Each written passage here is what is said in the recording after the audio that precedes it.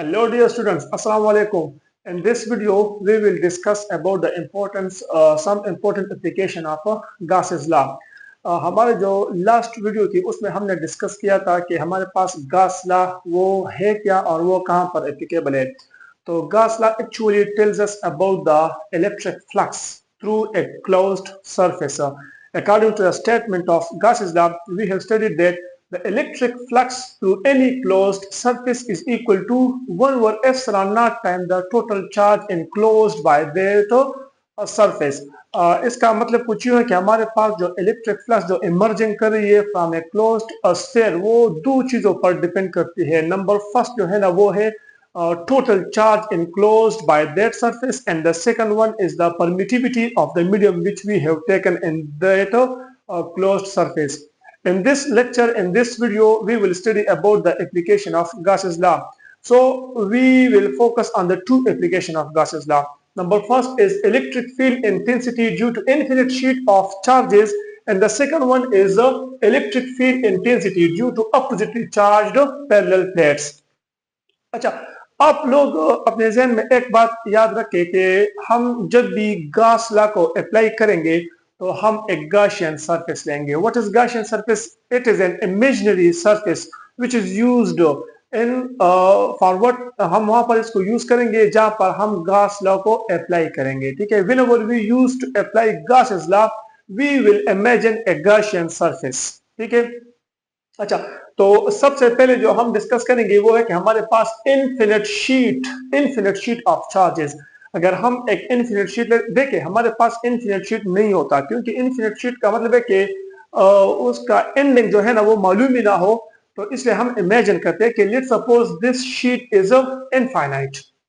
तो अब इनके ऊपर जो चार्जेस डिपॉजिट है, तो इस केस में हम इस शीट को हम कहेंगे, इसके ऊपर जो चार्जेस है उसको हम कहते हैं सरफेस चार्ज डेंसिटी. सो पहले हम ये डिस्कस करते हैं कि what is surface charge density. whenever a charges are deposited on a surface and when we divide it on that specific area, this is called surface charge density. Mathematically we can write it as let's suppose these are the number of charges which is placed on that sheet, and that sheet have also some specific area. So हमारे पास जो surface charge density है वो represent होती है sigma से.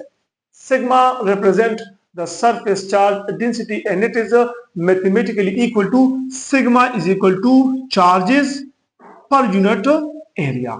This is the equation for surface charge density. Charges per unit area is called surface charge density, and we can also write it if we अगर हम इस एरिया को यहाँ पर शिफ्ट करें तो ये मल्टीप्लाई में चला जाएगा. तो हम इस तरह लिख सकते हैं कि charges is equal to sigma A. ये हम लिख सकते हैं. लेकिन अगर हम इस तरह बात करें कि हमारे पास एक लाइन में चार्ज डिस्ट्रीब्यूट है तो वहां पर हम उसको कहेंगे लीनियर चार्ज डेंसिटी. अच्छा, अब ये हमारे पास एक इनफिनिट शीट है और इसके इस साइड पर या उस साइड पर एक पॉइंट है. Let's suppose this is the point और we can say this is the point. अब इस पॉइंट पर हमने इलेक्ट्रिक फील्ड इंटेंसिटी को मालूम कर लिए. देखिए, हमारे पास जो गॉस लॉ है वो उसकी जो डिफिनीशन है, उसकी जो स्टेटमेंट है वो है flux is equal to charge divide by epsilon naught. तो देखिए, गॉस लॉ की जो स्टेटमेंट है वो अलग है, लेकिन हम गॉस लॉ को मुख्तलिफ चीजों के लिए इस्तेमाल कर सकते हैं मालूम करने के लिए. तो इस केस में हम गॉस लॉ को यूज करके हम इलेक्ट्रिक फील्ड इंटेंसिटी को मालूम करेंगे. अच्छा, यहाँ पर हमने जो एग्जांपल लिया है वो मैं आपको प्रैक्टिकल डेमोन्स्ट्रेट करता हूँ. लेट्स सपोज ये मेरे पास एक ये for example this is a sheet of charges. Let's suppose आप इमेजिन करें कि इस साइड पूरा साइड जो है ना ये पूरा शीट ये चार्जेस से कवर हुआ है. अब लेट्स सपोज हम इस केस में जो गॉसियन सरफेस लेंगे वो in the form of cylinder हम लेंगे, सिलेंड्रिकल गॉसियन सरफेस लेंगे, इमेजिनरी सरफेस जो है. अच्छा, अब ये सपोज ये वो सिलेंडर हो गया, ये इसके आर पार परपेंडिकुलर हम लेंगे, ये परपेंडिकुलर. ठीक है. तो अब इसको देखें तो यहाँ पर जो सिलेंड्रिकल शीट है इसकी जो वेक्टर एरिया है वो इस साइड पर है और इस सरफेस पर जो चार्जेस डिस्ट्रीब्यूट है उनकी इलेक्ट्रिक फील्ड इंटेंसिटी वो भी इस तरफ, इलेक्ट्रिक फील्ड लाइंस वो भी इस तरफ वो इमर्जन कर रही है और यहाँ पर भी इस तरफ हो जा रही है।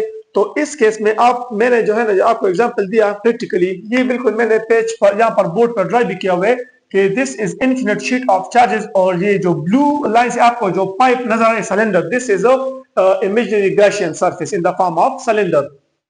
ठीक है, तो अब हम इसको डिस्कस करते हैं, इसकी मैथमेटिकल फॉर्म निकालेंगे और फिर उसकी जो फाइनल इक्वेशन है फिर इन दोनों की इक्वेशन को कंपेयर करेंगे कि इससे हमें क्या रिजल्ट मिल रहा है। अच्छा, अब इस केस में हमारे पास ये जो सरफेस, ये जो शीट सरफेस ऑफ शीट है, तो इसकी इलेक्ट्रिक फील्ड लाइंस उस तरफ भी जा रहे हैं और इसकी इलेक्ट्रिक फील्ड लाइंस इस तरफ भी आ रहे हैं। ठीक है, अच्छा, तो हमें तो ऑलरेडी पता है, हमें पता है कि हमारे पास फ्लक्स किस चीज के बराबर है, according to Gauss's law flux is equal to total charge divide by permittivity of the medium. ये हमने कहां से लिया, ये हमने लिया है गॉस लॉ, ये हमें गॉस लॉ बता रही है, Gauss law, this is according to Gauss's law, this is according to Gauss's law. अच्छा, अब यहां पर देखिए हमें ये पता है कि हमारे पास चार्ज जो बराबर है वो है सिग्मा इंटू ए, तो यहां पर पुट कर ले तो हमारे पास flux is equal to sigma A divide by epsilon naught. यहां तक आप लोग समझ गए, दिस इज इक्वेशन नंबर 1। अच्छा, अब ये तो हमने फ्लक्स के लिए इक्वेशन लिख लिया, लेकिन ये वो इक्वेशन है जो गॉस लॉ ने हमें दिया था। अब from the definition of flux, असल में फ्लक्स की जो डेफिनेशन वो है electric field lines passing through area held perpendicular in their direction is called electric flux. So now from the definition of electric flux वो हमारे पास इस तरह है, from definition of electric flux, तो फ्लक्स इज इक्वल टू वो है E dot A. ये हमने कहां से लिया, ये हमने लिया फ्रॉम डेफिनेशन, जो फ्लक्स की अपनी डेफिनेशन है वो हमने वहां से लिया। अच्छा, अब यहां पर देखें तो यहां पर हमारे पास जो है ना ये एरिया इस साइड पे स्मॉल एरिया है जो सिलिंड्रिकल की, इसकी भी एरिया है वेक्टर एरिया और इस साइड पर भी है, तो हमारे पास दोनों साइड में जो है ना वो फ्लक्स आ रहे हैं। तो इसलिए हम लिखेंगे कुछ इस तरह कि flux is equal to E dot del A, ये इस साइड के लिए, ई डॉट डिल ए इस तरफ के लिए जो मेरी तरफ आ रही है, plus E dot del A ये उस साइड के लिए, इन दोनों के लिए, इन दोनों के लिए ये वाला है और इन दोनों के लिए ये हमने लिख लिया। अच्छा, अब यहां पर ये है डॉट, तो जैसे हम डॉट को हटाएंगे तो हमारे पास cos थीटा यहां पर लगेगा, flux is equal to E del A cos theta plus E del A cos theta. हमने डॉट को हटा तो cos थीटा लगा दिया। अब यहां पर आप गौर से देखें तो हमारे पास जो इलेक्ट्रिक फील्ड लाइंस है वो भी उस तरफ है और हमारे पास जो वेक्टर एरिया है उनकी डायरेक्शन वो भी उस साइड पर है, तो दोनों क्या है, पैरेलल है।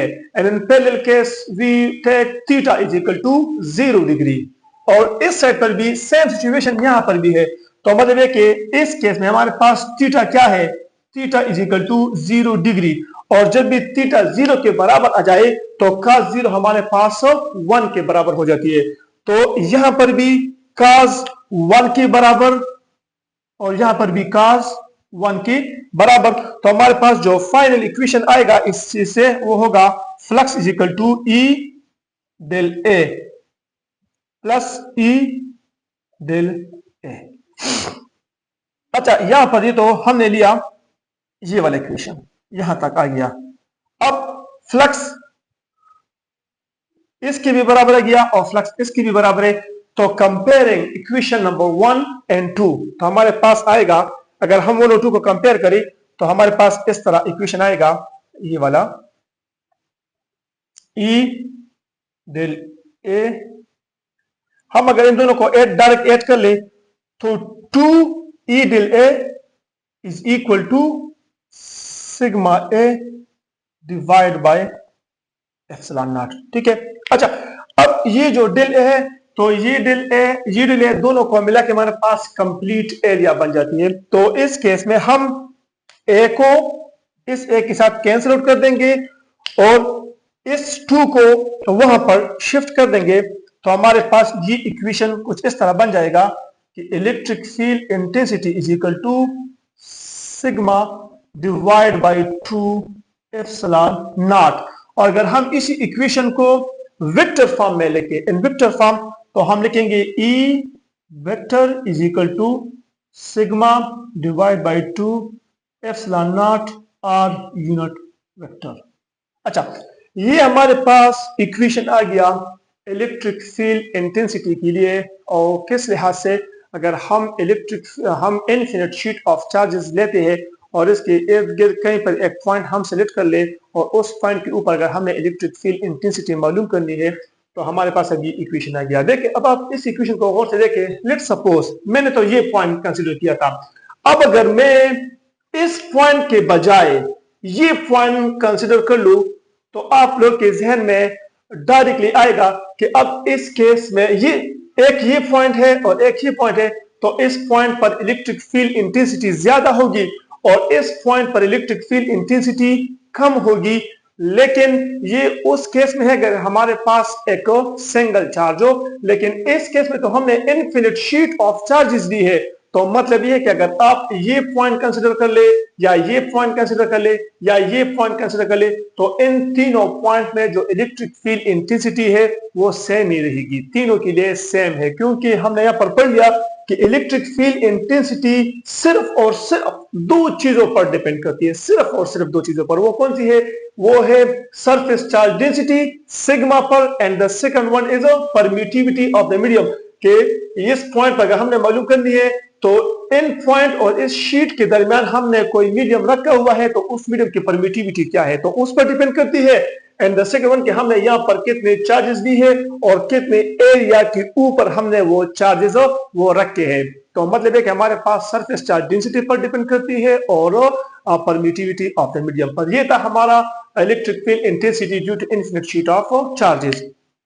अच्छा, अब हम आते हैं electric field intensity due to oppositely charge parallel plates. अब यहाँ पर तो सिंपल हमने सेम चार्जेस कंसीडर की है। अब यहाँ पर हमारे पास ऊपर जो है ना वो पॉजिटिव है और नीचे हमारे पास नेगेटिव चार्जेस है, और अब इनके प्रॉपर डायरेक्शन बन गई इलेक्ट्रिक फील्ड इंटेंसिटी की, which is from positive to negative. ये हमारे पास नॉर्मल डायरेक्शन होती है इलेक्ट्रिक फील्ड इंटेंसिटी की। अच्छा, अब यहां पर मैंने ये पॉइंट, जो रेड पॉइंट है, ये मैंने कंसीडर किया है कि इस पॉइंट के ऊपर हमने इलेक्ट्रिक फील्ड इंटेंसिटी मालूम करनी है कि यहां पर इलेक्ट्रिक फील्ड इंटेंसिटी के लिए इक्वेशन क्या होगी।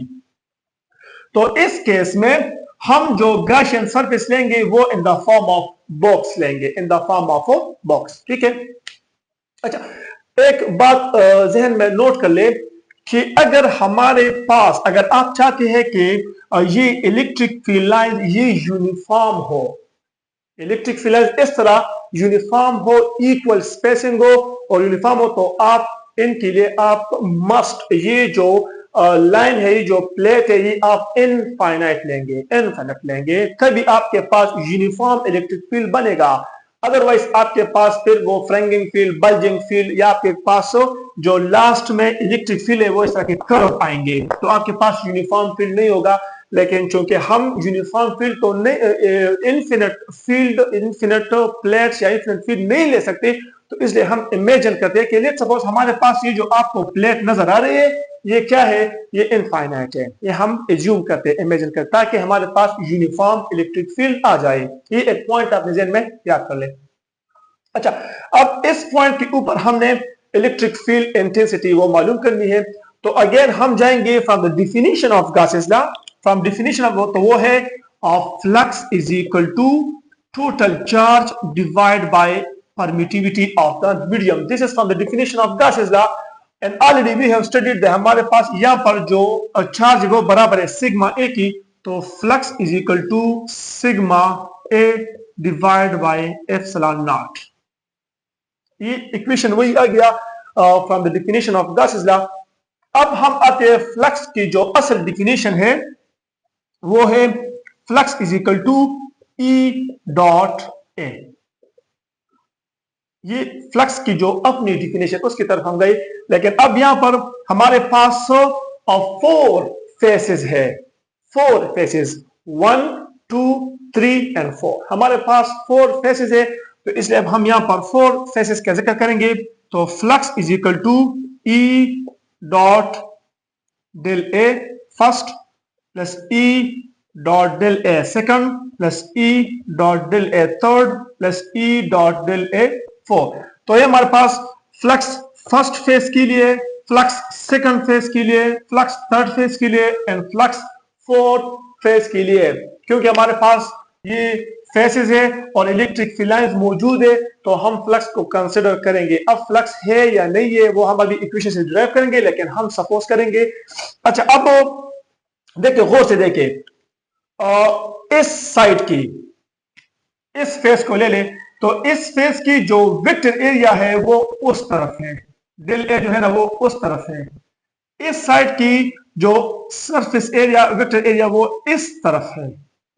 और ये जो फेस है ये तो बिल्कुल फील्ड से बाहर हमने रखा हुआ है हमने, ठीक है। और इस साइड की जो बॉटम में जो लास्ट जो फेस है, इसकी जो वेक्टर एरिया है वो डाउनवर्ड है। अच्छा, अब गौर से देखिए, ये फेस, ये जो सरफेस है, ये तो बिल्कुल फील्ड से बाहर है, तो ये तो ऑटोमेटिकली इसके अंदर तो फ्लक्स है ही नहीं, वो तो 0 के बराबर रह गया। अच्छा, अब इस फेस की बात करें तो इस फेस की जो वेक्टर एरिया है वो कुछ इस तरह है और इलेक्ट्रिक फील्ड लाइंस वो इस तरह है। तो यहां पर एंगल क्या बनता है? 90 डिग्री। यहां पर एंगल 90 डिग्री। अब इस फेस की हम बात करें तो यहां पर इस फेस की जो वेक्टर एरिया है वो कुछ इस तरह है और इलेक्ट्रिक फील्ड लाइंस हमारे पास इस तरह है, तो ये भी 90 के बराबर। ये फेस 90 के बराबर, ये फेस, इसकी एंगल जो है ना वो भी 90 के बराबर, क्योंकि परपेंडिकुलर है। और यहां पर हम बात करें तो हमारे पास जो वेक्टर एरिया है वो डाउनवर्ड है और हमारे पास जो इलेक्ट्रिक फील्ड लाइंस है वो भी डाउनवर्ड है।